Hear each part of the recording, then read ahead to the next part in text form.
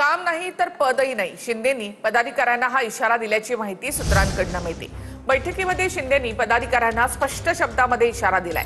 मंत्री, आमदार, खासदार पद बाजूला ठेवून कार्यकर्त्यांप्रमाणे काम करा असं देखील शिंदेंनी म्हटलंय. पक्षवाढीसाठी प्रत्येकाने प्रत्यक्ष मैदानामध्ये उतरून काम करावं लागेल असंही शिंदेंनी म्हटलं आहे. उपमुख्यमंत्री शिंदेंनी संपर्क प्रमुखांसोबत बैठक घेतलेली आहे. शिंदेंनी नवनियुक्त संपर्क प्रमुखांशी व्हीसीद्वारे संवाद साधला.